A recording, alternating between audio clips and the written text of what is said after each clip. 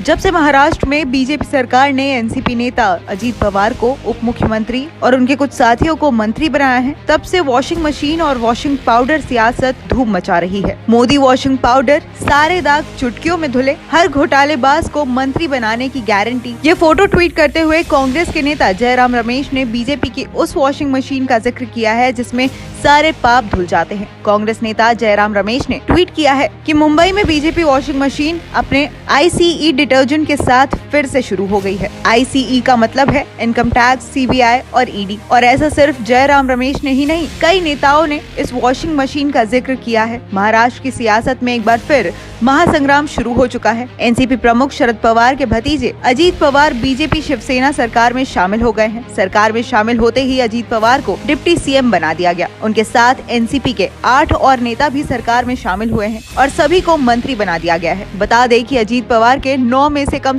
3 मंत्री ED के radar पर हैं और इन पर कई मामले चल रहे हैं। अब जयराम रमेश और अन्य नेताओं का बीजेपी वॉशिंग मशीन जैसे टर्म को इस्तेमाल करने के पीछे का तर्क कुछ ये है कि जो भी बीजेपी में शामिल होता है वो नेता भ्रष्ट से बिल्कुल साफ हो जाता है। अब ये सफाया कैसे होता है, इसका जिक्र सबसे पहले केंद्र मंत्री राव साहब ने किया था। दरअसल 2019 में महाराष्ट्र के जलना में एक जनसभा को संबोधित करते हुए दानवे ने ये कहा था कि बीजेपी के पास गुजरात का निरमा पाउडर है। बीजेपी ज्वाइन करने वाले हर एक व्यक्ति की पहले उससे धुलाई की जाती है और फिर वो स्वच्छ हो जाता है और साफ हो जाता है। अब ऐसी ही वॉशिंग मशीन में धुलाई की बात महाराष्ट्र के इन मंत्रियों के लिए भी की जा रही है। क्या महाराष्ट्र में बीजेपी से जुड़ने वाली अजीत पवार की टीम के सारे दाग धुल गए हैं?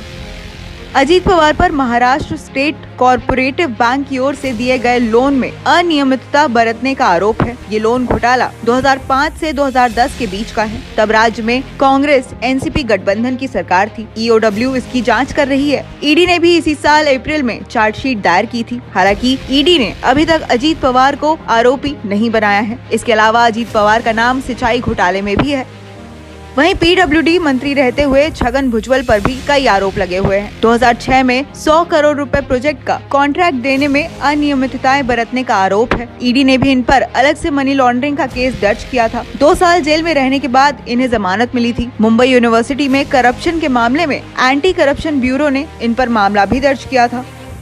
अब इनमें सबसे अहम नाम है प्रफुल्ल पटेल का, वो शख्स जो शरद पवार के सबसे भरोसेमंद साथी माने जाते हैं या थे। ये भी ED के रडार पर हैं। प्रफुल्ल पटेल अंडरवर्ल्ड डॉन दाऊद के करीबी गैंगस्टर इकबाल मिर्ची से जुड़े मनी लॉन्ड्रिंग के मामले में ED के रडार पर हैं। इस मामले में ED ने सैकड़ों करोड़ की संपत्ति जब्त की थी। प्रफुल्ल पटेल के खिलाफ एविएशन के मामले में भी जाँच जारी है। खैर, माना तो ये भी जा रहा है कि प्रफुल्ल पटेल को मोदी कैबिनेट में भी जगह मिल सकती है। ऐसा कहा जा रहा है कि उन्हें केंद्र में मंत्री पद दिया जा सकता है और अगर ये बात सही होती है तो विपक्ष इसे वॉशिंग मशीन का कमाल बताएगा। आपको बता दें कि बंगाल की मुख्यमंत्री ममता बनर्जी ने मार्च में ही बीजेपी वॉशिंग मशीन का एक लाइव डेमो दिखाया था। वो एक मशीन स्टेज पर लाई और उन्होंने दिखाया कि कैसे मशीन में जाते ही एक काला कपड़ा सफेद हो जाता है। दरअसल यहाँ ममता बनर्जी विपक्ष की ओर से केंद्र सरकार के खिलाफ एजेंसियों का दुरुपयोग का मामला उठा रही थी।